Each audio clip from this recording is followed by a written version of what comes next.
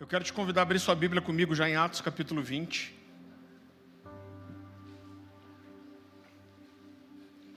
Atos capítulo 20. A gente vai ler a partir do versículo 17.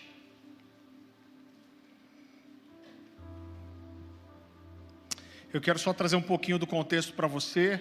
O apóstolo Paulo está aqui em Mileto, uma cidade próxima de Éfeso. Éfeso era uma cidade grande já. Acredita-se que a igreja em Éfeso tinha de 10 a 20 mil membros. Então, era uma cidade grande, com uma igreja bem estruturada. Mas Paulo está próximo e ele manda chamar os presbíteros da igreja, não só de Éfeso, mas provavelmente da região, para que ele desse algumas instruções. Então, Atos capítulo 20, a partir do versículo 17. De Mileto mandou a Éfeso chamar os presbíteros da igreja. E quando se encontraram com ele, disse-lhes: vós sabeis como foi que eu me conduzi entre vós em todo o tempo, desde o primeiro dia em que entrei na Ásia, servindo ao Senhor com toda humildade, lágrimas, provações, que pelas ciladas dos judeus me sobrevieram, jamais deixando-vos de anunciar coisa alguma proveitosa, e de vô-la ensinar publicamente e também de casa em casa, testificando tanto a judeus como gregos o arrependimento para com Deus e a fé em nosso Senhor Jesus Cristo. E agora, constrangido em meu espírito, vou para Jerusalém, não sabendo o que ali acontecerá, senão que o Espírito Santo, de cidade em cidade, me assegura que me esperam cadeias e tribulações. Porém, em nada considero a vida preciosa para mim mesmo, contanto que complete a minha carreira e o meu ministério que recebi do Senhor Jesus para testemunhar o evangelho da graça de Deus. Agora eu sei que todos vós, em cujo meio passei pregando o reino, não vereis mais o meu rosto. Queridos, Mileto, como eu estava falando, era uma cidade que ficava a 13 quilômetros de Éfeso. E Paulo manda juntar aqui esses presbíteros. E a palavra de Paulo é uma palavra de incentivo. E ele começa dizendo: olha, eu quero mostrar para você que essas palavras elas tinham um caráter de despedida, de encerramento. Então Paulo alerta para o testemunho dele, ele fala: olha, desde o primeiro dia que eu tive com vocês, vocês sabem como eu levei o evangelho em meio a tribulações e a lágrimas, e que independente da circunstância eu nunca deixei de levar para vocês nada do que fosse proveitoso, pregando o evangelho, ensinando e pregando em lugares públicos e nas casas. Ele está falando isso, ele está construindo a sua história, e ele termina dizendo: olha, o Espírito Santo está me assegurando de cidade em cidade que o que me espera em Jerusalém são cadeias e tribulações. E com certeza o Espírito deu uma revelação para ele no momento em que ele estava falando, porque ele vem falando disso. Todo discurso tem um caráter de encerramento, de despedida, e ele diz: agora eu sei que vocês, que eu conheço o rosto, por quem eu tenho andado no meio de vocês, eu tenho ensinado, eu tenho pregado, agora eu sei que vocês não verão meu rosto novamente. Paulo está dizendo que aquela era uma despedida. Ele sabia que não encontraria mais aqueles homens de volta. Éfeso era uma cidade muito importante. Paulo gastou anos da vida dele ali. Ele deixa em Éfeso um dos seus principais discípulos, ou o principal discípulo, que era Timóteo, E quando a gente estuda a história ali nos primeiros anos do cristianismo, as primeiras décadas, a gente vai ver que Éfeso se tornou uma cidade muito importante, porque depois da morte de Paulo, os líderes acabavam indo para Éfeso para se juntarem e para estimularem uns aos outros, para discutirem doutrina. E Paulo fala que: olha, eu sinto Deus me movendo para Jerusalém, e ele diz: eu sei que isso faz parte do meu chamado, isso faz parte da minha carreira, isso é o que Deus tem para mim. E ele, na verdade, se despede daqueles irmãos e daqueles líderes. Um pouquinho para frente, eu quero que você vá comigo para Atos 21. Atos capítulo 21, capítulo seguinte. a partir do versículo 10. Paulo está aqui na Judéia, já na região de Jerusalém, e um profeta chamado Ágabo diz algo muito importante. Paulo estava novamente reunido ali com vários irmãos, pessoas conhecidas, líderes que ele formou, treinou, ganhou, e a palavra do Senhor diz assim, Atos 21:10. Depois de passarmos ali vários dias, desceu da Judéia um profeta chamado Ágabo. Vindo ao nosso encontro, tomou o cinto de Paulo e, amarrando as suas próprias mãos e pés, disse: assim diz o Espírito Santo, dessa maneira os judeus amarrarão o dono desse cinto em Jerusalém e o entregarão aos gentios. Quando ouvimos isso, nós e o povo dali rogamos a Paulo que não subisse para Jerusalém. Quem escreveu Atos foi Lucas, então Lucas se coloca no meio desses irmãos, e ele está dizendo, olha, quando a gente ouviu isso de Paulo, a gente rogou para Paulo, Paulo, não vá para Jerusalém. Então Paulo respondeu, por que vocês estão chorando e partindo o meu coração? Eu estou pronto não apenas para ser amarrado, mas também para morrer em Jerusalém pelo nome do Senhor Jesus. Como não pudemos dissuadi-lo, desistimos e dissemos, seja feita a vontade do Senhor. Queridos, uma pergunta que me fazem com frequência, olhando para esses textos, é se Paulo foi rebelde à direção do Espírito Santo, se Paulo foi rebelde a essa palavra profética e ele não ouviu a Deus e ele insistiu em ir para Jerusalém e sofreu consequências por causa disso. É muito normal as pessoas perguntarem e falarem, olha, mas Deus mandou um profeta, esse cara desce da região da Judéia, da região de Jerusalém, vai até Paulo, fala, olha, Deus está dizendo que se você for para Jerusalém, você vai ser preso. E a Bíblia diz aqui que os irmãos, inclusive Lucas, escritor de Atos, fala, olha Paulo, não vá para Jerusalém, Deus está mostrando para você, não vá. E as pessoas perguntam, será que é por isso que Paulo sofreu as consequências, e graves consequências, e foram graves? Muito. Paulo vai para Jerusalém, e ele é preso lá, isso acontece ainda no capítulo 21 de Atos, você pode ler depois. Algum tempo depois ele é preso em Roma, e é jogado numa prisão imunda chamada prisão Amertina, e ele encerra a sua carreira lá, sendo tirado dessa prisão só para ser decapitado. Desde que as palavras do profeta Ágabo são ditas até a morte de Paulo, se passaram mais ou menos 6 anos. E desses 6 anos, a maior parte do tempo, Paulo ficou preso. Então será que Paulo resistiu à voz do Espírito Santo, resistiu à voz profética e foi teimoso em ir para Jerusalém? Eu quero mostrar para você biblicamente que na verdade, não. A gente vai ver outros momentos em que Paulo fala de ter sido impedido pelo Espírito Santo. Então ele diz, olha, eu estava indo para tal lugar, mas o Espírito Santo me impediu. Para mim, eu me identifico muito com esse aspecto de Paulo meio sanguíneo, Ele tipo, eu vou indo, se Deus não quiser, ele que me pare.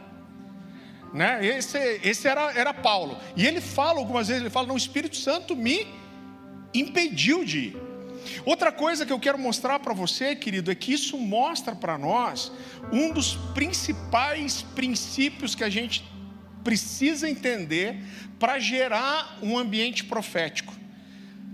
É uma coisa que eu falo constantemente aqui, logo a gente vai trazer novidades para vocês sobre o ministério profético da igreja, mas muitas vezes as igrejas, com a dificuldade de saber lidar com a palavra profética, fazem o quê? Impedem a profecia. A gente fala isso para a igreja aqui desde o início. A gente não quer segurar nada do profético. O que a gente quer fazer é ensinar a igreja a lidar com a profecia.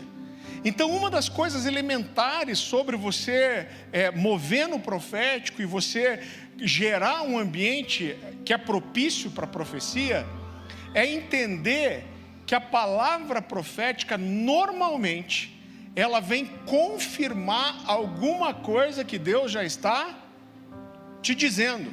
Irmão, é impossível Não vou dizer que é impossível, mas normalmente o que Deus faz, Ele está falando com você, Ele está te dando palavras, Ele está te direcionando. E normalmente a palavra profética, a profecia, ela vem para arrematar todas essas coisas, trazer mais clareza e confirmar aquilo que Deus já estava te falando.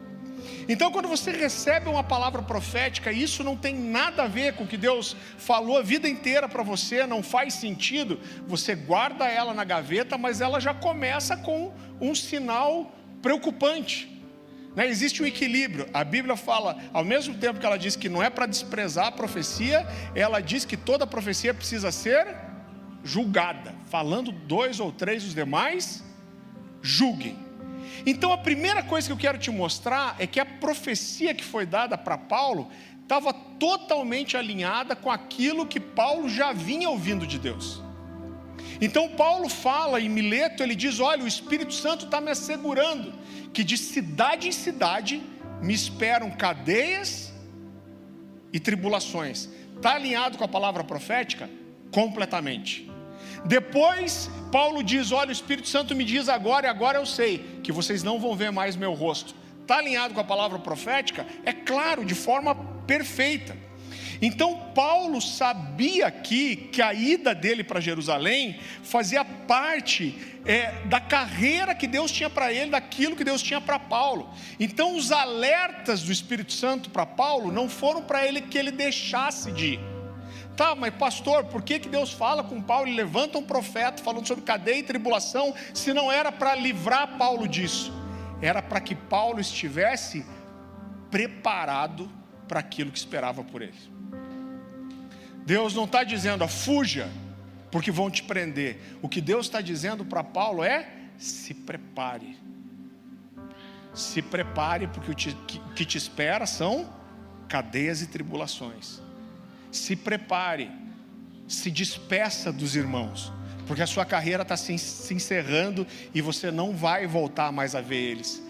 Passe pelos lugares onde você pregou o evangelho e levantou líderes, exorte, estimule, reforce o seu exemplo para essas pessoas e esteja consciente e preparado para aquilo que espera por você.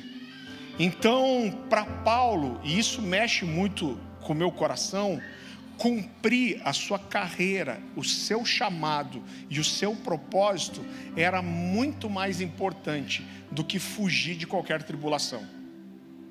Na verdade, o que Paulo está diante aqui é de uma realidade que Deus declara para ele: você vai para esse lugar, é a minha vontade, mas o que te esperam serão cadeias e tribulações e você vai morrer nesse lugar.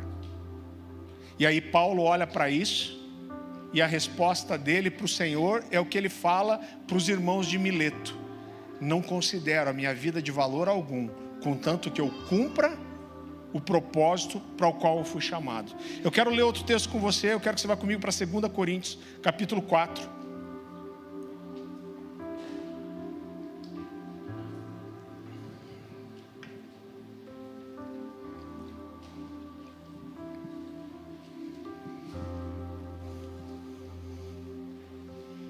Segunda Coríntios capítulo 4, a gente vai ler a partir do versículo 16.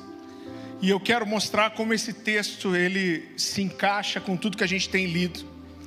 E Paulo fala nesse texto de 3 convicções maravilhosas que ele tinha e que nós precisamos ter também. Então, 2 Coríntios capítulo 4, a partir do versículo 16, a palavra do Senhor diz assim: por isso não desanimamos, embora exteriormente estejamos a desgastar-nos, interiormente estamos sendo renovados dia após dia, pois os nossos sofrimentos leves e momentâneos, outra versão vai dizer, a nossa leve e momentânea tribulação, estão produzindo para nós uma glória eterna que pesa mais do que todos eles. Talvez a versão mais conhecida diz: está gerando para nós um incomparável peso de glória. E no versículo 18 ele diz assim: assim fixamos os olhos, não naquilo que se vê, mas no que não se vê, pois o que se vê é transitório, mas o que não se vê é eterno.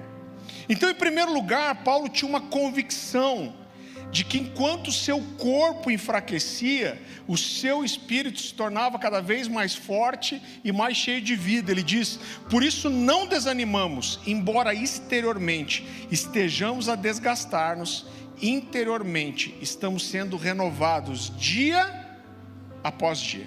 Queridos, a gente não sabe exatamente quantos anos Paulo tinha aqui, mas quando Paulo escreve essas cartas e quando Paulo é preso, primeiro em Jerusalém, depois em Roma, Paulo era já de idade avançada. Quando Paulo está fazendo a defesa dos seus ministérios, do seu ministério lá em Gálatas, ele vai dizer: olha, eu trago no meu corpo as marcas de Cristo. O que Paulo está dizendo é uma coisa muito simples. Ele está dizendo: olha, o meu corpo é cheio de cicatrizes, e essas cicatrizes foram geradas por causa da minha pregação do Evangelho. Então a gente vê que Paulo, por exemplo, foi apedrejado em Listra, a ponto de ser considerado morto. Paulo fala de 5 vezes ter apanhado com o chicote dos judeus. Isso era uma coisa terrível. Ele fala de ter sido surrado com varas pelos romanos. Paulo, fora isso, ele sofreu picada de cobra, naufrágio, perseguição, fome. Ele diz nudez. E aí Paulo diz: mas no entanto, em todas essas coisas sou mais do que vencedor por meio daquilo que me amou. Eu acho engraçado que muitas vezes, e não tem nada de errado nisso, até hoje você não vê muito, mas antes tinha muito isso. O adesivo no carro: tudo posso naquele que me fortalece. Mas normalmente as pessoas nem sabiam o que elas estavam colocando no carro, porque quando Paulo diz essas palavras, ele estava falando de tudo quanto é tipo de desgraça que ele sofreu. Era uma história quase meio Joseph Klimber assim, né? Então pensa num cara que se lascou de tudo quanto é jeito. E aí ele diz: mas eu posso todas as coisas daquele que me fortalece. Eu posso passar por todas essas coisas. Eu posso vencer em todas essas coisas. Quando Paulo chega no final da vida, eu não vou gastar muito tempo discorrendo sobre isso, eu já falei em outra mensagem, mas Paulo é jogado na prisão mamertina em Roma, que era um buraco escavado na rocha, né? Um buraco gelado, tipo uma cisterna. Foi escavado para ser uma cisterna, um lugar frio que escorre limo pela parede, aonde não tinha banheiro. Os homens eram descidos por cordas nesse buraco. Um monte de gente ficava ali. As pessoas faziam as necessidades fisiológicas junto do lugar que se escoravam para dormir. Os historiadores dizem que sem sol, fechados ali na umidade, um preso passava doença para o outro, eles iam tudo morrendo. Então o homem que escreveu essas palavras, ele não estava sentado no sofá da casa dele, de repente ele teve um momento de inspiração poética, e ele falou: vou falar sobre o sofrimento. Não, o homem que escreveu essas palavras, ele passou por tudo isso. Mas Paulo, diante de todas essas coisas, ele está dizendo: eu não desanimo. O que Paulo está dizendo: enquanto meu corpo envelhece e é fragilizado, o meu espírito fica mais forte. Mexe com o meu coração, porque quando Paulo está na prisão mamertina, algumas epístolas são escrevidas é ótimo, deixa eu corrigir, escrevinhadas, de Roma enquanto ele estava preso. Efésios, Filipenses, Colossenses, Filemão. Paulo escreve da prisão isso. Paulo escreve 2 Timóteo da prisão mamertina, e ele fala para Timóteo: Timóteo, venha ter comigo. Ele queria os amigos com ele. E aí ele fala: traga a capa que eu deixei em Troade, na casa de Carpo. O frio ia se aproximar, era um lugar horrível. Ele fala: traga a minha capa. Mas aí ele diz assim: mas traga também os meus livros e pergaminhos. Porque mesmo nessa condição desgraçada, esse cara, ele queria continuar se enchendo da palavra. O seu espírito continuava a ser alimentado. Ele estava envelhecendo, mas enquanto os olhos físicos enxergavam cada vez mais, os olhos espirituais eram cada vez mais abertos, e Paulo falava cada vez de coisas mais profundas, né? Enquanto o vigor físico diminuía, cada vez mais o seu espírito era cada vez mais vívido. Enquanto o corpo caminhava para a morte, o espírito dele caminhava para a vida eterna. É essa a convicção de Paulo, é disso que ele está falando. Ele está dizendo: por isso não desanimamos. Então Paulo tinha essa convicção no seu espírito, que mesmo que o corpo dele caminhasse para a morte, o seu espírito estava cada vez mais forte. Mexe com o meu coração, porque eu lembro que quando eu fui na prisão Mamertina, e na minha memória, talvez o espaço seja mais ou menos o tamanho desse espaço aqui em cima, esse espaço mais alto da igreja, e eu me lembro de encostar naquele lugar. Hoje tem uma iluminação dentro, mesmo assim é escuro, com água escorrendo pela parede. Existe uma espécie de uma muretinha. Quando eles queriam judiar mais de um prisioneiro, eles acorrentavam eles naquele, tipo um quadradinho assim de concreto. E eu não queria sair daquele lugar. Eu fiquei pensando em quanto tempo aquele homem ficou lá, e como alguém numa condição daquela pode escrever tanto sobre o amor de Deus. Paulo estava ali esperando pela morte só. Tudo indica que Timóteo nunca chegou a tempo, que Paulo foi decapitado antes, mas ele estava ali com o seu corpo desfalecendo, mas o seu espírito mais vivo do que nunca. Em segundo lugar, Paulo tinha uma convicção de que ele estava vivendo por alguma coisa que realmente valia a pena. Ele diz: pois os nossos sofrimentos leves e momentâneos estão produzindo para nós uma glória eterna que pesa mais do que todos eles. A versão NAA diz assim: porque nossa leve e momentânea tribulação produz para nós um eterno peso de glória, acima de qualquer comparação. Queridos, é claro que as tribulações de Paulo não foram leves e momentâneas. Como eu disse, desde a profecia de Ágabo até a morte dele, foram 6 anos, e ele passou a maior parte desse tempo preso. Não só a prisão, mas eu quero que você tente imaginar essa situação comigo. Desde a conversão de Paulo, Paulo dedicou sua vida para levar o evangelho. Paulo era tão intenso nisso que ele diz: eu não considero a minha vida de valor nenhum, contanto que eu cumpra o propósito para o qual eu fui chamado. Paulo fala, olha o sofrimento de Paulo. Ele diz: eu sofro com dores de parto até ver Cristo sendo gerado em vocês. Esse cara, ele evangelizou sozinho é relativo, claro, depois formando líderes que ajudaram ele, mas Paulo evangelizou a maior parte do mundo conhecido na sua época, o Império Romano, gigantesco, que abrangia quase todo mundo. Paulo, quando ele vai falar dos judeus, é a maior perseguição que ele sofreu, e ele fala isso em Mileto, ele fala dos judeus. Então ele foi perseguido pelos judeus que não acreditavam em Jesus, e ele foi perseguido pelos judeus convertidos. Mas chega um momento que ele diz assim: queria eu mesmo ser anátema, ser maldição, separado de Cristo, se eu pudesse com isso salvar meus irmãos. Ele está dizendo assim: eu me condenaria se eu pudesse salvar eles. Agora, esse cara, com toda essa paixão evangelística, com toda essa paixão pela igreja, queimando pelo cuidado dos líderes, por clamar pelo retorno de Jesus, esse cara está por 6 anos preso. Eu entraria em crise. Deus, eu queimo minha vida para levar a verdade. Agora eu estou aqui 6 anos algemado, preso, mas foram dali que muitas das suas cartas saíram. Agora você imagine a angústia desse homem. Como eu falei, passou por tribulação, por naufrágio, picado de cobra, fome, necessidade, perseguição, apedrejamento. Dele fala assim: mas a nossa leve e momentânea tribulação. Se eu estou na condição de Paulo e alguém me fala de leve e momentânea tribulação, eu dou um soco.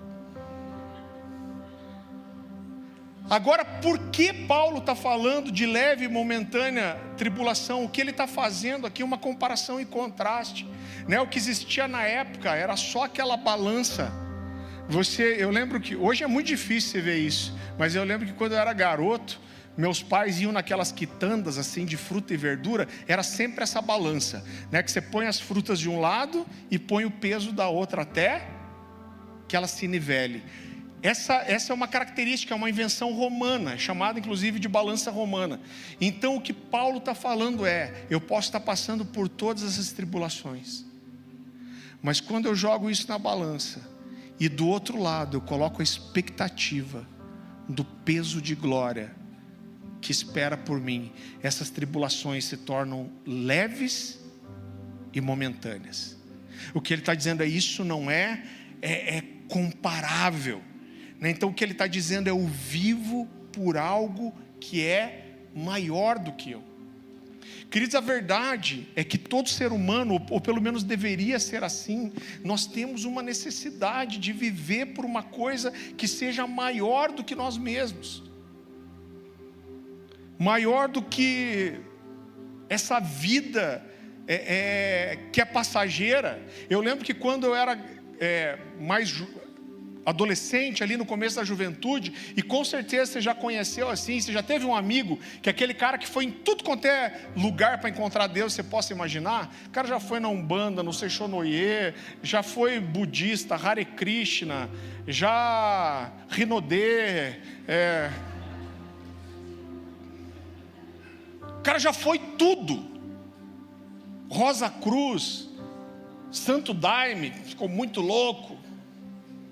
E eu olhava para essas pessoas e falava, como essa pessoa ela é pesada espiritualmente, que coisa terrível que esse cara vai em todos esses lugares. Hoje eu tenho uma imagem completamente diferente. É claro que essas pessoas estão erradas, mas para mim são pessoas que existe uma convicção no interior delas, que existe algo maior do que elas. Essas pessoas são buscadores, eles estão sedentos de encontrar um propósito, de encontrar algo que seja maior, de encontrar uma coisa que seja eterna, transcendente. O problema é que elas estão buscando no lugar errado. Mas existe, né? Eclesiastes fala que Deus colocou a eternidade no coração do homem, se eu não me engano 3:11. Existe um clamor pelo eterno dentro de nós, e nós temos uma necessidade de buscar alguma coisa que seja maior do que nós mesmos. Uma pessoa algum tempo atrás me deu um livro, o diário de um cara chamado David Brainerd. Quem gosta de missões com certeza já ouviu falar dele. David Brainerd foi um missionário entre os índios de pele vermelha americanos, e esse cara teve assim uma conversão muito forte, e ele foi para o meio das tribos para evangelizar os índios. E David Brainerd morreu muito cedo, ele teve tuberculose e morreu com 29 anos. Mas ele é inspiração, talvez, para a maioria dos movimentos missionários que a gente vê hoje, né? Ele dedicou a sua vida, e é muito interessante quando você começa a estudar sobre os heróis da fé. Eu acho que a primeira vez que eu ouvi falar sobre David Brainerd foi quando na adolescência eu li o livro Heróis da Fé, e fala muito sobre a vida de oração de David Brainerd. E quando você olha para a vida desses homens, principalmente desses séculos para trás, você vê que todos eles morriam muito jovens. Por quê? Porque andavam a cavalo para levar o evangelho, né? Não tinham comida, não tinham casa. A maioria deles ia para vilarejos, para cidades, apresentava o evangelho, e se alguma família recebesse eles para dormir na sua casa e receber uma comida quente, eles comiam, senão eles passavam a noite no relento levando o evangelho. E muitas dessas referências que nós temos hoje morreram assim, na faixa de 20 e poucos, 30 anos. Então a vida desse homem inspirou, como eu disse, grandes ministérios, né? Ele adoeceu de tuberculose, ele voltou para casa, eu vou falar um pouquinho isso, para ser tratado, mas não conseguiram recuperar, e ele morreu com 29 anos. Mas existe uma frase dele muito conhecida, que diz assim: se tivesse 1000 vidas, minha alma jubilosamente as teria oferecido todas de uma vez para estar com Cristo. David Brainerd casou com a filha de um pregador muito conhecido, um avivalista, chamado Jonathan Edwards, né? Com certeza você já ouviu falar dele. E Jonathan Edwards recebeu ele em casa, né? Ele e a filha cuidaram dele até os seus últimos dias. E ele tinha um diário onde ele registrava suas orações, aquilo que Deus falava com ele. E chegou num nível que ele não conseguia mais escrever. E poucos dias depois disso, ele faleceu. E o último registro dele, a última coisa que ele escreveu no diário, 3, 4 dias antes de morrer, foi isso aqui. Era dia 2 de outubro de 1747. Hoje, por várias vezes, minha alma se sentiu docemente ligada a Deus e anelei estar com Ele, a fim de poder contemplar a sua glória. Sentia-me docemente disposto a entregar tudo a Ele, incluindo meus amigos mais queridos, o meu amado rebanho e o meu irmão ausente de todos os meus interesses, agora e para a eternidade. Quisera eu que o seu reino viesse a esse mundo, para que todos pudessem amá-lo e glorificá-lo por aquilo que Ele é, e em si mesmo, e para que o bendito Redentor pudesse ver o penoso trabalho da sua alma e ficasse satisfeito. Ó Senhor Jesus, vem prontamente. Amém.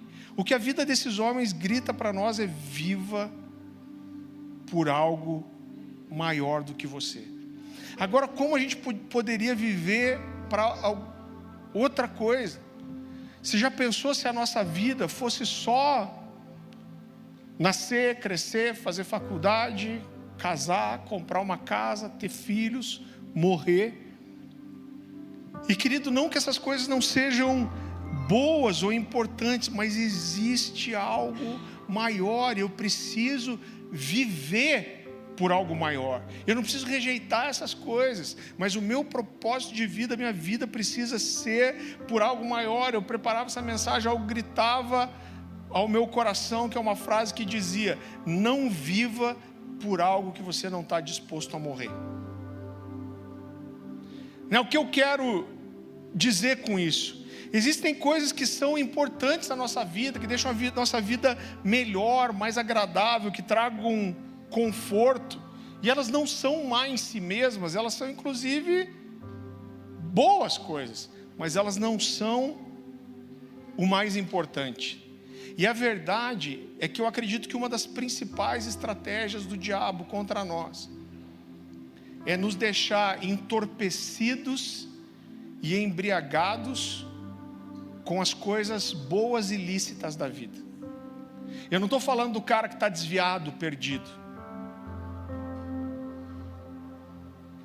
Mas se você é um crente de verdade, você é um cara que vive em santidade, você é fiel a Deus, você é fiel nas suas finanças ao Senhor, você é uma pessoa honesta, justa, a melhor coisa para o diabo é que você fique entorpecido, embriagado e ocupado com coisas boas. Ele não precisa mais do que isso, para que você fique inerte, infrutífero. O que eu quero dizer com não viver por uma coisa que você não morreria? Irmão, a gente, nos últimos anos, Deus nos abençoou muito, mas a gente ficou 10 anos com um Gol emprestado do meu sogro, e a gente, por muitos anos desses, a gente usou 3 cadeirinhas no carro, e o Gol foi ficando mais velho, chegou um tempo que não dava para viajar, então às vezes eu ia para alguma ministração, me convidava para ir para a família, eu tinha que emprestar um carro ou alugar um carro, e uma das coisas, talvez a coisa financeira pela qual eu mais orei por anos, foi para que Deus me desse um carro melhor e me desse um carro maior. Né? Se alguém me perguntasse qual é seu desejo de uma vitória, uma conquista material, eu falei, puxa, eu queria um carro bom e grande para eu poder viajar. Então isso era importante? Era importante. Agora, eu morreria para ter um carro desse? Jamais. Então eu não posso viver por alguma coisa que não vale a pena morrer.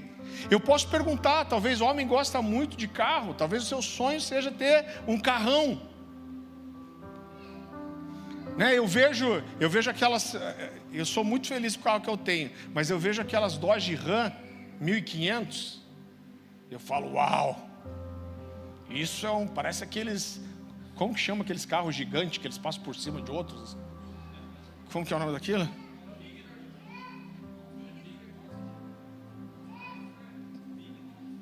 Big Monster Truck, isso mesmo. Eu já dirigi uma F1000, será que era? Gente, parece um Monster Truck, dá vontade de passar por cima de tudo, né? Eu olho aquela caminhonete, eu falo, uau, cara, isso é um carro de gente grande, né? Agora, eu morreria por um carro? Nunca, ninguém em sã consciência morreria por um carro. A prova disso, gente, eu já vi pessoas passarem por isso. Eu já vi pessoas ricas, que tinham muitos imóveis, muitos carros, e aí um filho adoece de uma doença rara. O que esse cara faz? Ele, sem piscar, ele se desfaz de tudo para tentar salvar a vida do filho. É ou não é? Então alguém morreria por uma grande casa? Alguém morreria por uma caminhonete dessa? Nunca. Mas a gente, sem perceber, a gente dá a nossa vida por um bem desse. Sabe por quê? Porque você gasta toda a sua força, toda a sua energia, toda a sua atenção, todo o seu sonho, todo o seu pensamento, toda a sua disposição para conquistar um bem material pelo qual não vale a pena morrer. Você está entendendo o que eu quero te dizer? Talvez você não está chegando numa concessionária e falando, eu vou te entregar a minha vida. Tipo vender a alma, né? Tem uma concessionária numa encruzilhada ali, eu vou... Não é isso. Mas a gente doa a nossa vida, o nosso esforço, todo o gastar da sua vida é para conquistar uma coisa material. Irmão, será que existe muita diferença em dar a vida por alguma coisa assim? Então, existe algo pelo qual vale a pena morrer, e eu preciso gastar a minha vida com foco nisso, eu preciso entender o que é. Em Mateus 6,21, Jesus vai dizer, olha, onde está o teu tesouro, aí está o seu coração. Aonde seu coração está voltado, para que o seu coração está voltado. Então isso, eu sei que eu vou dar um salto grande aqui, mas é por isso que eu não consigo entender. Qualquer um que seja, não só quem constrói isso, mas quem vive igreja como uma cultura de entretenimento. Quando a gente olha para essa realidade, como que a gente vai viver uma vida aonde você vem aqui no domingo para assistir uma apresentação que você quer que seja boa, com qualidade, mas que seja curta, porque senão você fica de saco cheio. Então é por isso que as igrejas estão aí com 20, 22 minutos de adoração. Eu quero assistir uma adoraçãozinha rápida, tem que ser bem tocada. Aí eu quero uma palavra que me faça eu me sentir bem, que diga que eu vou ser vitorioso, que diga que 2025 vai ser incrível. E aí eu vou embora e sigo a minha vida. Eu vou na igreja porque durante a semana eu vou orar para pedir para Deus me abençoar. Aí eu quero ter ido na igreja para me sentir bem, não me sentir mal, que eu vou para Deus só para pedir alguma coisa para Ele. Eu quero sentir que eu sou crente ainda, né? E eu do outro lado estou aqui, não, o cara vem na igreja, ele dizima, então eu não quero perder esse cara. Então se ele acha que o culto fica longo, ele vai para outro lugar, vamos fazer tudo que é possível para segurar esse cara aqui na igreja. Desgraça do diabo, gente. Que vida desgraçada, miserável é isso? Que tipo de cristianismo que é esse? Que eu vou pensar que a gente está falando aqui de coisas eternas. Paulo está dizendo, meus olhos não estão nas coisas passageiras, mas estão nas coisas eternas. Aí quando eu penso que foi o propósito de Deus para ser uma igreja, para que a gente deveria estar aqui, o que é cultuar o Senhor, o que é buscar a manifestação da presença de Deus. Mas não, eu quero uma adoração de 20 minutos, porque senão eu fico cansado. Poxa, 3 horas de culto, os caras são sem noção, tem que trabalhar segunda-feira. Eu tenho uma vida. Eu tenho uma vida, tenho um monte de coisa para resolver. Você fez o que você quis, sábado, domingo. 1 hora de adoração, Deus me livre. Como a gente pode chegar a esse nível? Isso eu confesso para você, isso me deixa chocado. Por quê? Porque o que essas pessoas estão buscando é um entretenimento, é uma apresentação de um time de adoração, que nem dá para falar que é adoração, é a apresentação de um pastor. O cara sobe aqui para ter uma performance, uma boa apresentação. A mensagem teve 3 pontos, não demorou muito, 30 minutos, porque mais do que isso é desnecessário, não é isso que eu quero. Sabe o que fere meu coração? Não é pensar que muitas vezes nós estamos satisfeitos com isso. Então eu não quero fazer uma crítica aqui às grandes igrejas. Eu estava vendo o Michael Koulianos do Jesus Image. É uma igreja gigantesca, eu não sei quantas pessoas esses caras têm. Existem exceções? Existem. Eu sou muito ministrado por ele, vi um vídeo dele falando sobre algumas coisas, sobre adoração, sobre a presença de Deus, fui muito tocado. Mas por que a gente tem tantas igrejas assim de missa? Sabe por quê? Porque as pessoas elas se satisfazem com isso. Então eu me torno satisfeito de vir para um culto bem organizado, climatizado, com uma poltrona gostosinha, que tem um departamento infantil que deixa eu sossegado para ouvir a palavra, porque eu tenho que sair animado daqui. Então eu ouço 20 minutos, eu sinto que eu fiz minha parte para com Deus, eu ouço uma palavra motivacional, eu dou um tchau para as pessoas e eu estou pronto para seguir minha vida de volta. E a desgraça é a gente estar satisfeito com isso. Agora eu quero dizer para você, isso não é o suficiente para mim.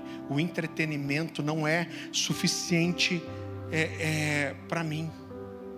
E não é que entretenimento seja ruim, querido, é necessário entretenimento. Às vezes a gente precisa mesmo. Quantas vezes eu não tenho problema, às vezes a gente passa uma semana cheia atendendo problema, resolvendo confusão, tudo quanto é tipo de treta.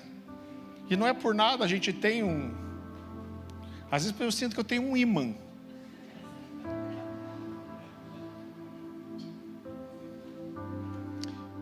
E às vezes já teve, que tinha atendimento, alguma coisa, eu falei, Dani, eu estou esgotado.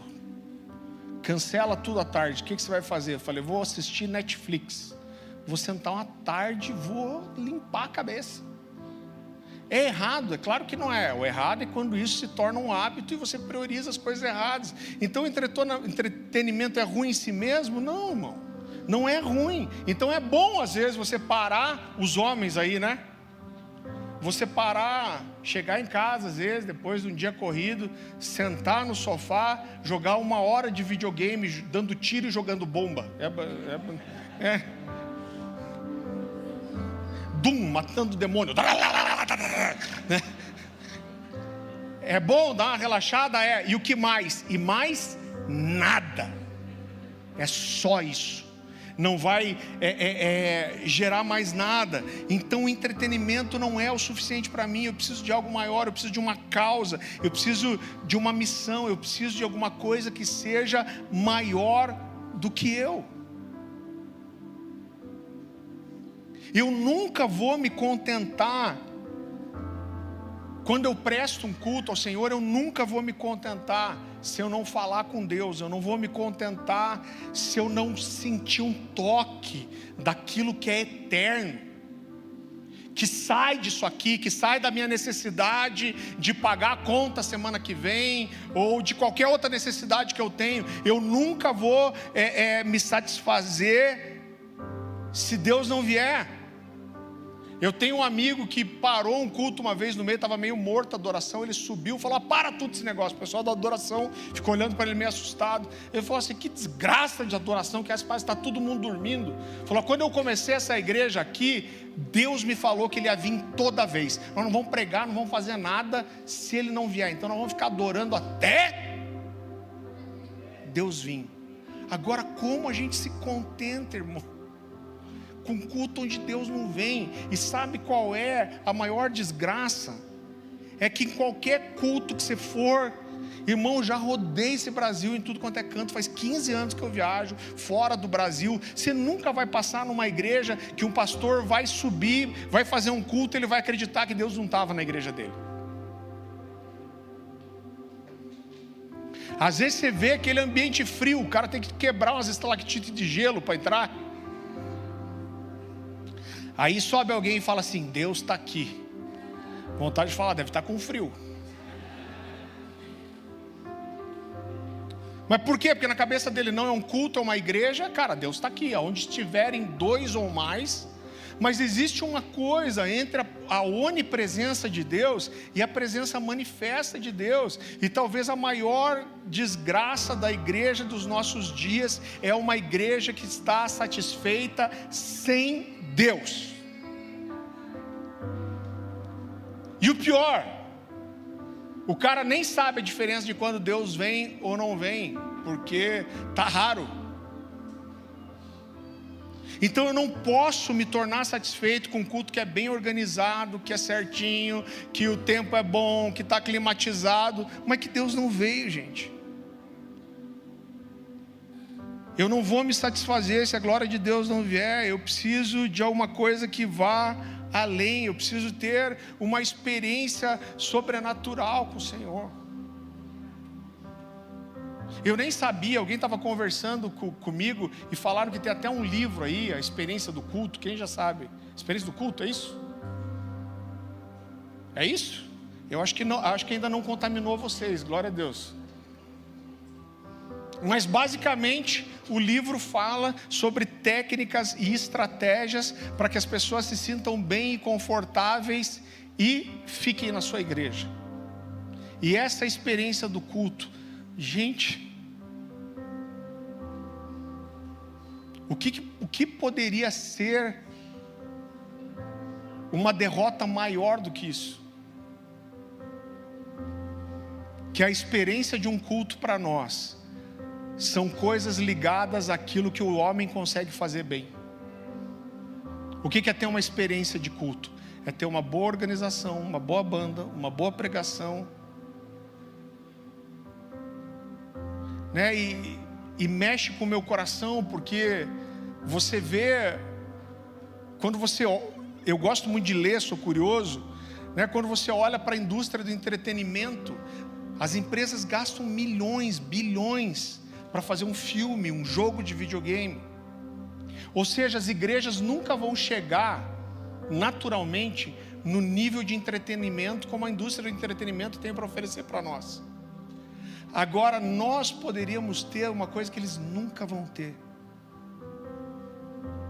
que é a experiência sobrenatural com Deus. Mas então, em vez de proporcionar isso, a gente tenta copiar eles com a atração do entretenimento. O que poderia ser mais uma desgraça maior do que essa?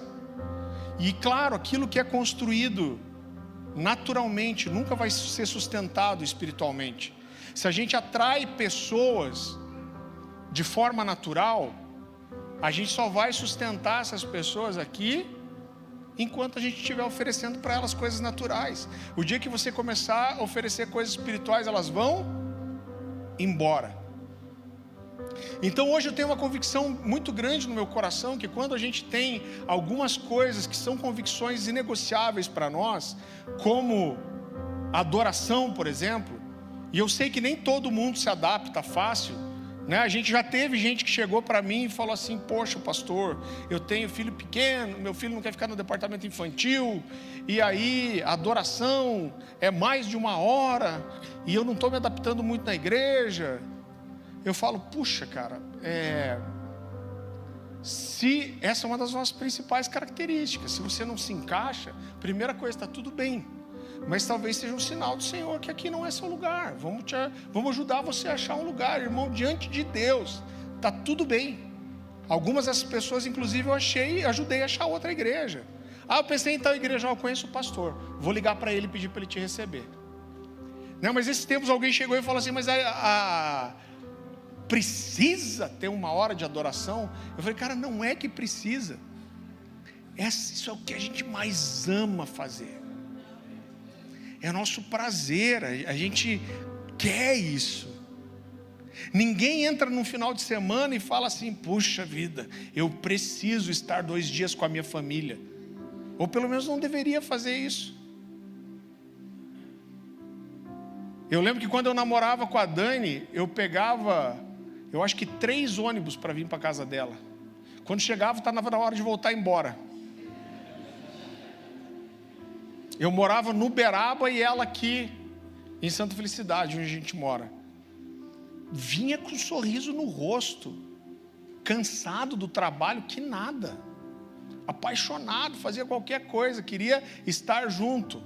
Alguém podia perguntar, tá, mas você precisa ver ela todo final de semana? Faria sentido isso? É claro que não. Então nós não precisamos, nós queremos. A gente não tem pressa na presença de Deus. E é claro que isso não só limita o número de pessoas que você acaba segurando na igreja, vamos dizer, mas influencia totalmente no tipo de pessoas que nós temos também. Isso é uma das coisas que eu amo, porque você acaba juntando aqui um grupo de pessoas que desejam a mesma coisa. E é aí que algumas coisas diferentes começam a acontecer. Alguém já me falou assim, mas pastor, você traz um visitante aqui, vai ficar 1 hora na adoração, será que vai entender? Eu falei, mano, se o cara nunca pisou numa igreja entender, a gente tem que estar preocupado, porque a gente está muito carnal, né? Mas a gente teve uma experiência que me marcou tanto. O pessoal do teatro estava fazendo uma escola aqui de teatro, alguma coisa, e veio uma menina aqui que era desviada. E eu vi uma tarde, acho, na igreja, passei por aqui, cumprimentei eles, e essa moça falou assim, pastor, muito legal a igreja. Eu saí da igreja faz muitos anos, tal. E ela falou, mas me deu vontade de vir num culto aqui. Eu falei, isso venha mesmo. Ela falou, vou vir e vou trazer meu namorado. Eu vi esse rapaz aqui, me contaram a história depois. Esse cara nunca tinha pisado numa igreja evangélica na vida. Ele pisou aqui. E 1 hora e pouco de louvor, esse cara ficou chorando de soluçar. E ele virava para ela e falava, mas por que eu estou chorando? Não sabia por que estava chorando. A igreja não tem mais a presença de Deus, então a gente tem que usar outros artifícios. Então eu tenho que ter um telão incrível, eu tenho que ter uma iluminação incrível, eu tenho que ter uma recepção incrível. Por quê? Porque se eu tirar isso, não sobra nada. E outra coisa, se a presença de Deus não conquistar o coração das pessoas, se elas não forem atraídas por isso, o que mais vai atrair, irmão? Isso significa que a gente não pode se esforçar para ter um bom ambiente, para ter um lugar aconchegante, gostoso, um bom som. Não significa. Mas significa que os nossos esforços para atrair as pessoas nunca podem ser maiores do que os nossos esforços para atrair a presença de Deus. O dia que a gente estiver mais preocupado de que as pessoas venham e fiquem, do que Jesus venha e fique, a gente perdeu o caminho. Então o entretenimento nunca vai ser suficiente para mim. E a minha pergunta é, o que é suficiente para você? O que tem feito você ficar contente, contentado? Nem sei se existe essa palavra, senão eu acabei de inventar, pode registrar. Eu não posso viver por uma coisa que não vale a pena morrer. Em terceiro e último lugar, Paulo tinha uma convicção de que as coisas espirituais e eternas são muito maiores do que as coisas naturais e passageiras. Paulo diz, assim fixamos os olhos, não naquilo que se vê, mas no que não se vê, porque o que se vê é transitório, mas o que não se vê é eterno. E a gente esquece das coisas. A gente tem a ceia hoje, a gente tem batido nisso. Quando Jesus ordena fazer a ceia, Ele diz assim: todas as vezes que vocês cearem em minha memória, Paulo diz, vocês anunciam a morte do Senhor até que Ele venha. Sabe por quê? Porque nós temos uma tendência de esquecer das coisas importantes. A gente tem a tendência de se distrair com as coisas. Jesus está dizendo: lembra que eu morri, lembra o que eu fiz por você. Lembrar a morte do Senhor, lembra que Ele está vivo, e lembra que Ele vai voltar. Jesus fala para um grupo de pessoas, Ele diz assim: os pais de vocês comeram maná do deserto, mas morreram. Mas Ele diz: aquele que comer a minha carne e beber o meu sangue vai ter vida eterna. Ele está dizendo: tenha os olhos na eternidade. Sabe por quê? Porque a gente esquece. Nós estamos muitas vezes distraídos e embriagados, como eu falei, com coisas lícitas. Essa semana eu e a Dani, a gente estava assistindo aquele filme Oficina do Diabo, do Brasil Paralelo. É um filme bem interessante, eu nem terminei de ver ainda. Mas quando você começa a ver o filme, eu falei para a Dani, ele é descaradamente uma cópia adaptada do livro do C.S. Lewis, Cartas de um Diabo a Seu Aprendiz. E eu li, eu acho que na adolescência, esse Cartas de um Diabo a Seu Aprendiz, e existe um pedaço de um texto, logo no comecinho, e o filme ele fala um pouco disso. É muito interessante, foi talvez a parte que mais me marcou nesse livro. Então, para quem não leu, são várias cartas de um diabo experiente, ensinando um diabinho a como levar uma pessoa para o inferno. E aí chega uma hora que ele dá um exemplo, ele diz: olha, eu vou te falar o que eu fiz com o cara. Uma vez eu estava acompanhando um cara para levar ele para o inferno, e se eu não me engano ele entrou numa livraria e começou a ler um livro e falava coisas sobre Deus, e esse cara começou a ser tocado pelo Espírito Santo. E aí ele diz assim: eu comecei a soprar no ouvido dele: fecha esse livro, isso não é importante, isso não é importante. Ele falou assim: mas o inimigo estava tocando ele pelo outro lado, dizendo: é importante sim. Ele falou: eu mudei de estratégia. Eu falei para ele: isso é tão importante que você não deveria ler isso na hora do almoço, com fome, pensando em outra coisa. Saia para almoçar e aí volte e leia com mais atenção. E ele falou, e ele pegou a isca. Ele levanta, ele sai da biblioteca. Quando ele pisa na rua e ele olha para o garoto vendendo jornal, ele olha para o ponto de ônibus onde ele pegava ônibus todo dia, eu sopro no ouvido dele e eu digo: isso é real. A sua vida diária, as coisas que você tem que resolver, o que você tem que fazer, as contas que você tem para pagar, deixe isso para lá e volte para o mundo real. Talvez você saia daqui com um peso no seu coração, mas você sai daqui, logo você vai estar pensando no seu trabalho, no dia a dia, nas contas, e nós somos tomados por uma realidade passageira que tira os nossos olhos da eternidade. E o desespero do nosso coração, querido, como pastores e como líderes, e eu quero começar por mim,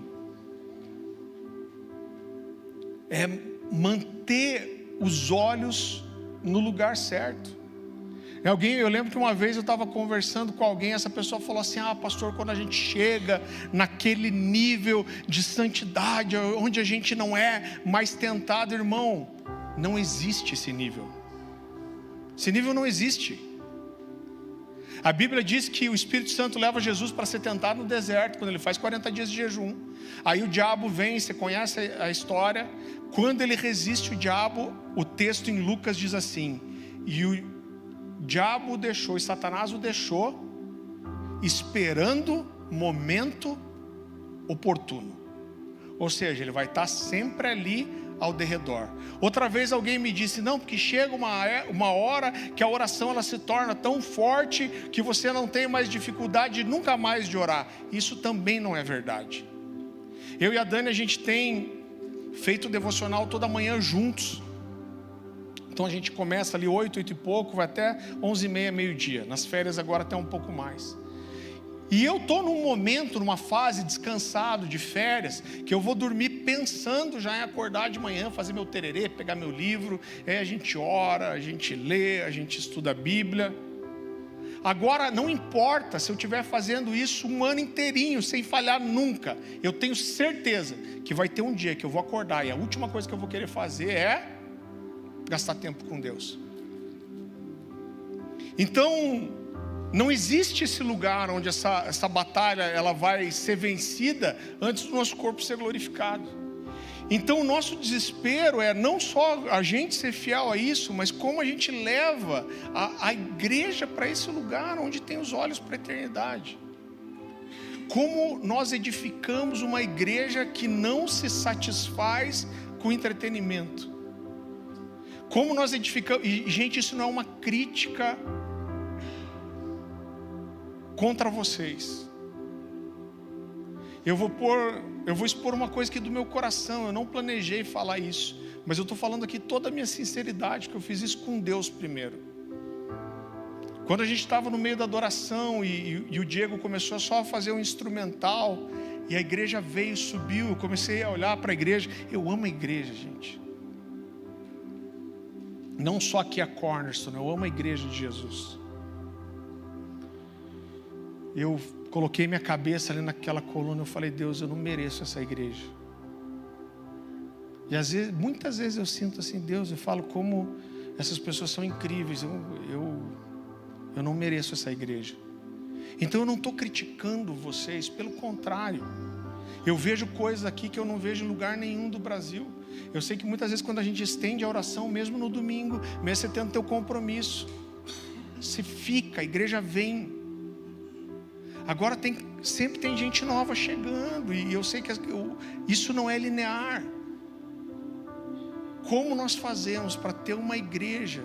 Como que a gente faz para irmos juntos nesse lugar, buscando as coisas eternas, queimando pelo Senhor? Que é sedenta em cada dia, vez após vez. Quando a gente começa uma adoração aqui, e o seu coração está queimando, e você, como a gente fala, você não tem pressa. Por quê? Porque o nosso maior desejo é construir um lugar para a habitação do Senhor. Nós estamos juntos aqui numa mesma missão. Nós ansiamos pelo Senhor. A gente tem falado, o Oziel tem falado muito disso. Nós queremos ver mais milagres, mais curas, mais manifestação. A gente quer essa igreja queimando, com o coração sedento. Uma igreja que não se satisfaz com entretenimento, mesmo que ele seja de uma qualidade muito grande.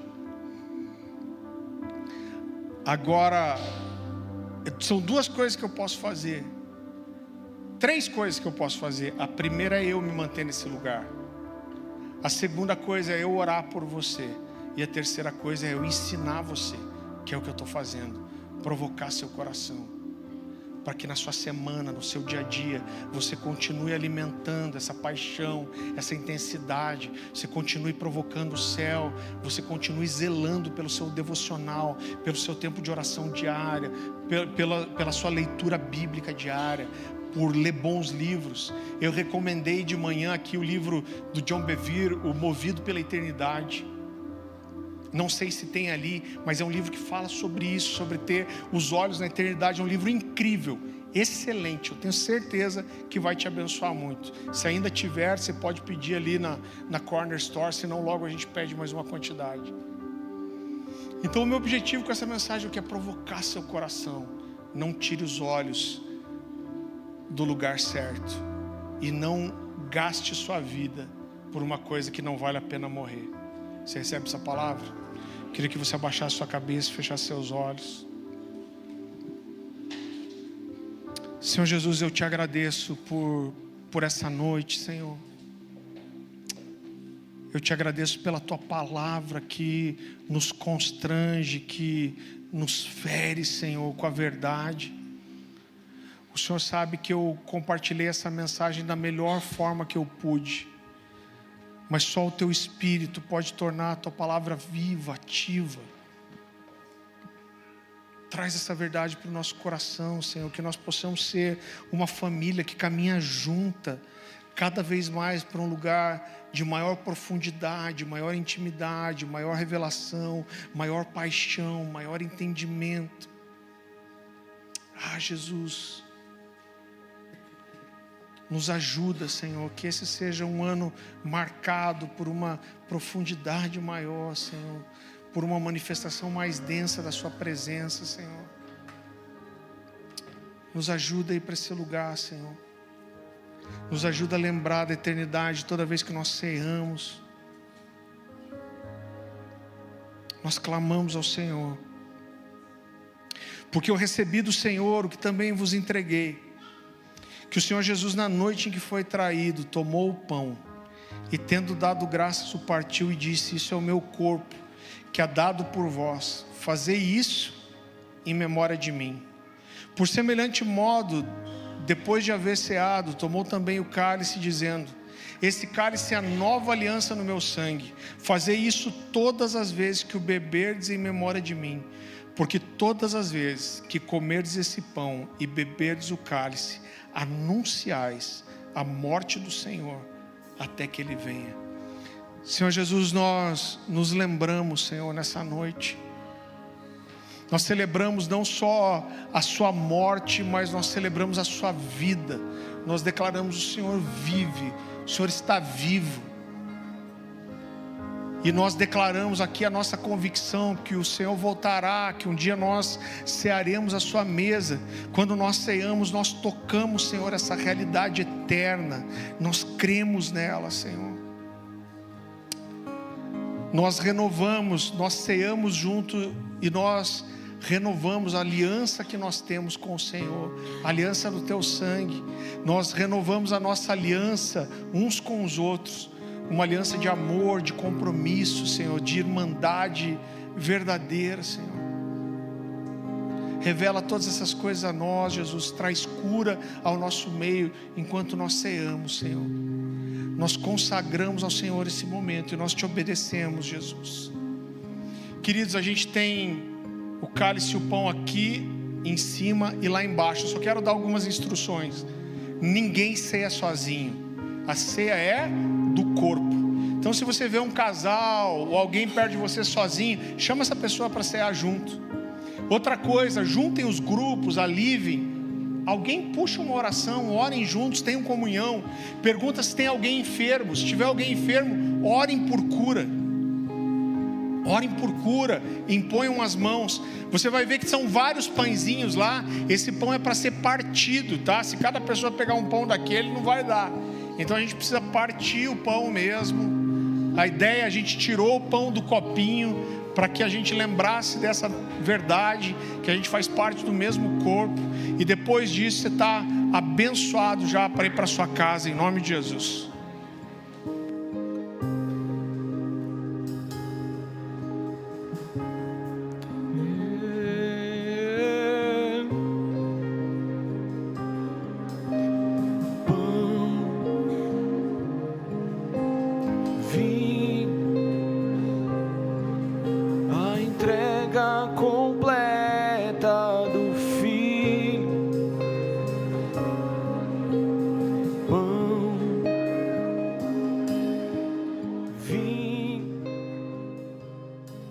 Sacrifício